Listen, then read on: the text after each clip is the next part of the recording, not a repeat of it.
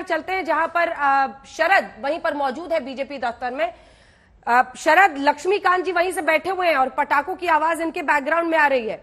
जश्न है, ये तमाम पार्टियां कहेंगी कि कौन कौन नाराज है, लेकिन एक यूनाइटेड फ्रंट दिख रहा है बीजेपी ऑफिस में, क्यों? बिल्कुल, देखिए जिस तरह से भजनलाल शर्मा का नाम लिया गया है कि संगठन का एक व्यक्ति का, और देखिए इस दृश्य को, ये दृश्य दिखा रहा है कि किस तरह से यहाँ पर बीजेपी दफ्तर में एक जश्न है। और बीजेपी दफ्तर में जो जश्न है वो जश्न दिखाता है कि एक यहाँ पर आता है, कार्यकर्ता को एक मौका मिलता है, लोगों में किस तरह से खुशी होती है। मैं ये बात इसलिए कह रहा हूँ अंजना कि कल भी जब बात हुई थी मोहन यादव का बनाने का, तब भी यहाँ पर जश्न मना था। खुशी मना रहे हैं आप लोग? बहुत ज्यादा खुशी है। एक सामान्य कार्यकर्ता को, एक संगठन के आदमी को, जिसने अपना पूरा जीवन संगठन को दे दिया, ऐसे व्यक्ति को माननीय मोदी जी ने चुना है।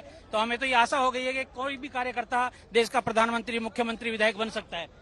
तो ये केवल मोदी जी के राज में ही संभव है, मोदी जी के नीतियों के कारण।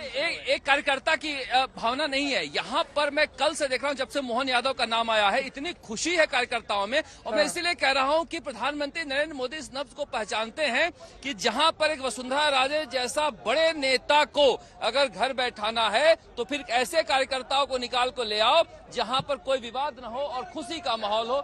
जब से हम आए, जब से उनका नाम हुआ, इसी तरह से यहाँ पर जश्न का माहौल बन रहा है, पटाखे छूट रहे हैं। भजनलाल शर्मा, देखिए ये अमित शाह के खास व्यक्ति थे। मैं पिछले 2018 चुनाव से देख रहा था, उनकी सभाओं को संचालित करते थे, और इस बार प्रधानमंत्री नरेंद्र मोदी की सारी सभाओं को वही संचालित करते थे। आरएसएस से जुड़े थे, संघ से जुड़े थे, मगर एक डाउन टू अर्थ, एक सामान्य कार्यकर्ता, कहीं भी हम लोग भजनलाल जी कहकर रोक लेते थे और रुक जाते थे। एक सामान्य से कार्यकर्ता जिसपे कहीं जो नेता एक करंट मारता है, वो करंट मारने वाली बात नहीं थी।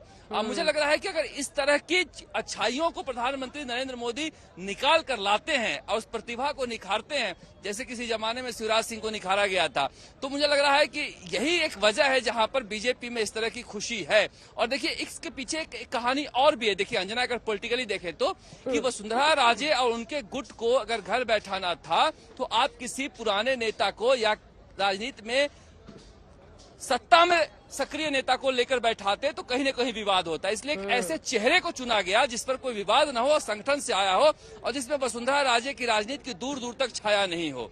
तो मुझे लग रहा है कि बड़ी रणनीतिक एक सूझबूझ भरा हुआ कदम था भजनलाल के नाम को लेकर आना। और हरदेव जोशी लंबे समय तक कांग्रेस में यहाँ पर ब्राह्मण मुख्यमंत्री थे, उसको एक ब्राह्मण चेहरा को लाना, उत्तर भारत में एक कहते हैं उसको संदेश देना, आदिवासी, ओबीसी, उसके बाद ब्राह्मण, साथ में एक राजपूत दिया कुमारी, और फिर एक दलित प्रेमचंद बैरवा। और दिया कुमारी, देखिए वसुंधरा राजे जिन को बहुत ज्यादा पसंद, भजनलाल को भी बहुत ज्यादा पसंद नहीं करती हैं, आप बता दो आपको अंजना जी, और दिया कुमारी को भी लाया गया है। और तो एक तरह से एक ऐसा कॉम्बिनेशन बनाया गया है बिल्कुल नए लोगों का, जहाँ पर सत्ता की छाया, पुरानी छाया बिल्कुल नहीं है। जी बिल्कुल, आपने लबोलुआब जो है ना सब कुछ बता दिया। एक तो जातीय समीकरण को किस तरह से साधा गया। शरद, बने रहिएगा हमारे साथ।